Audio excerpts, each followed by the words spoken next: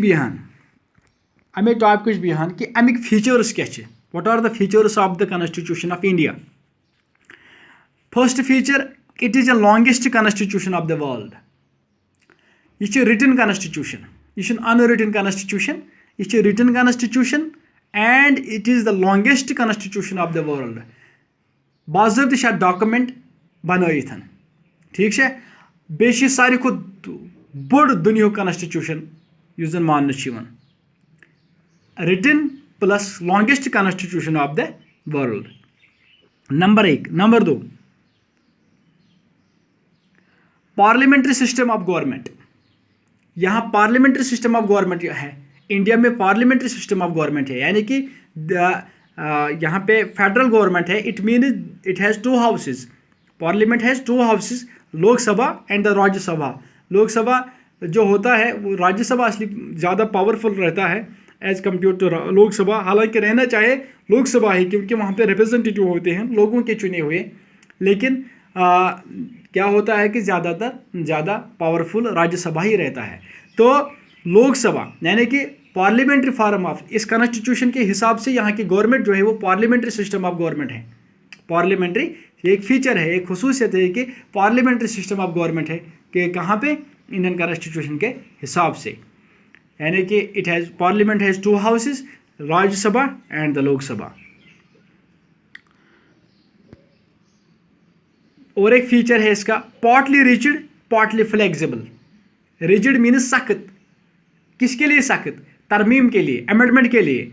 जब कोई तरमीम करनी हो, for example there were 7 fundamental rights before the 44th amendment 1976 में जो अमेंडमेंट की गई है, उससे पहले हमारे कॉन्स्टिट्यूशन में 7 फंडामेंटल राइट्स थे, और उसमें जो 7वां था वो राइट टू प्रॉपर्टी था, वो फंडामेंटल राइट था। लेकिन उसको फिर 44वें अमेंडमेंट में, 44वीं तरमीम में, और 1976 में जो की गई, उसमें उसको रिमूव किया गया, बाहर निकाला गया। फिर वहाँ पे 6 ही फंडामेंटल राइट्स रह गए। इसीलिए तो ये जो पार्टली रिजिड का मतलब है कि कुछ हिस्से कॉन्स्टिट्यूशन ऑफ इंडिया की रिजिड होते हैं, यानी कि जहां हम आसानी से तरमीम नहीं कर सकते हैं, जहां हम आसानी से तरमीम नहीं कर सकते, अमेंडमेंट नहीं कर सकते हैं, कोई चीज़ ला सकते हैं, कोई चीज़ निकाल सकते हैं, वो आसानी से नहीं कर सकते हैं। लेकिन पार्टली फ्लेक्सिबल, कोई हिस्सा, इसका एक हिस्सा ऐसा भी है जो हम आराम से आसानी से उसमें तरमीम कर सकते हैं। कोई चीज़ अंदर भी ला सकते हैं, कोई चीज़ अंदर से बाहर कर सकते हैं, किसी चीज़ को रिमूव भी कर सकते हैं, किसी चीज़ को रख भी सकते हैं। तो इसीलिए इसका फीचर है partly rigid partly flexible. Another one, fundamental rights and duties. ये एक फीचर है इसका कि फंडामेंटल राइट्स भी दिए गए हैं।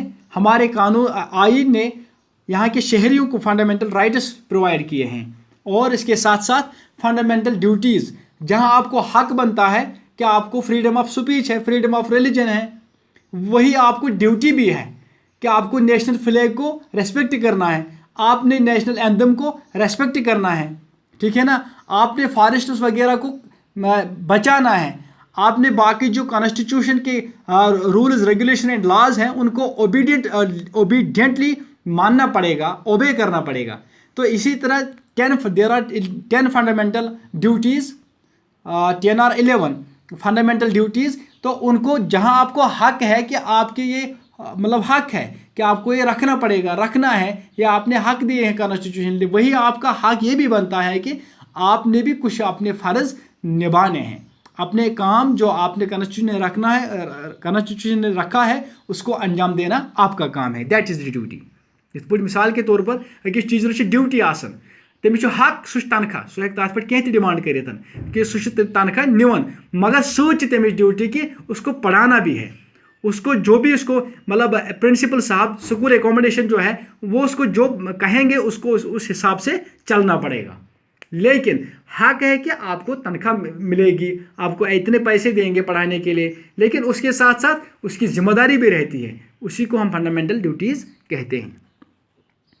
तो और एक पॉइंट फीचर है यूनिवर्सल एडल्ट फ्रेंचाइज। हर किसी शहरी को जिसकी एज 18 साल हो उसको यूनिवर्सल एडल्ट फ्रेंचाइज दिया गया है, यानी कि वो अपने वोट का इस्तेमाल कर सकता है, वो अपने वोट का इस्तेमाल कर सकता है without any discrimination on the base of caste, creed, colour, religion, other things. उसको बिल्कुल कोई फ़र्क नहीं किया जाएगा उसमें। तो यूनिवर्सल एडल्ट फ्रेंचाइज एक फीचर है कॉन्स्टिट्यूशन ऑफ इंडिया के। मैंने कुछ ही थोड़ा बहुत यहाँ पे मतलब आपको एक्सप्लेन किए हैं ताकि आपको समझ आए कॉन्स्टिट्यूशन में क्या होता है। वेलफेयर स्टेट, वेलफेयर स्टेट ये भी एक फीचर होता है कि जो भी कोई मतलब हम कोई भी स्टेट हो या पूरा नेशन हो, पूरे इंडिया की बात करेंगे तो गवर्नमेंट को क्या करना होता है कि लोगों को सर्व करना होता है, लोगों के बहबूदी के लिए काम करना पड़ता है।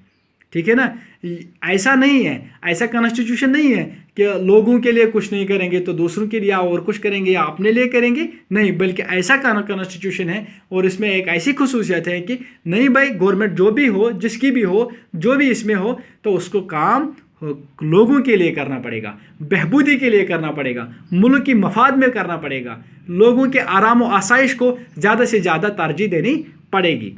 तो ये थे features. This is all about constitution of India.